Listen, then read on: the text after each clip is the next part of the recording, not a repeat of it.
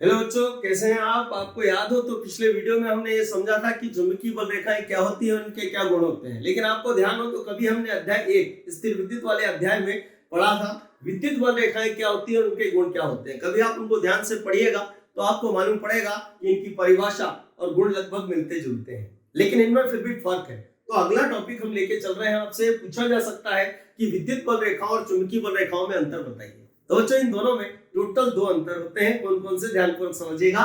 Number 1, चूंकि एक अकेले आवेश का अस्तित्व होता है बच्चों, इस कारण ध्यानपूर्वक समझिएगा, हमने पढ़ा था कभी अध्याय 1 में कि जो विद्युत बल रेखाएं होती हैं वो खुला वक्र होती हैं। मतलब उनका हमें आरंभ पता होता है किंतु अंत पता नहीं होता है। और इसमें आप देखें तो चूंकि चुंबक के एक अकेले ध्रुव का कोई अस्तित्व नहीं होता, होंगे तो दोनों होंगे। और ये चुंबकीय बल रेखाएं चुंबक के बाहर होने के साथ साथ अंदर भी होती हैं, तो ये पूरा एक बंद घेरा बनाती हैं। तो हमने पढ़ा था अभी पिछले वीडियो में, आपको याद हो कि ये एक बंद वक्र होती है।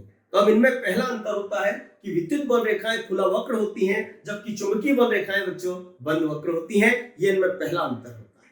अब हम देखेंगे कि इनमें दूसरा अंतर क्या होता है। तो ध्यान से देखिएगा कि जो विद्युत बल रेखाएं होती हैं वो चालक की केवल सतह पर होती हैं, अंदर नहीं। शब्दों में ध्यान दीजिएगा कि विद्युत बल रेखाएं जो होती हैं वो आवेशित चालक की केवल सतह पर होती हैं, अंदर नहीं। लेकिन चुंबकीय बल रेखाएं चुंबक के बाहर होने के साथ साथ चुंबक के अंदर भी विद्यमान होती हैं। और ये बच्चों चुंबकीय बल रेखाओं में 2 अंतर होते हैं। ठीक है बच्चों, तो आज इस वीडियो में हम इतना ही रखते हैं। अगला टॉपिक हम अगले वीडियो में डिस्कस करेंगे।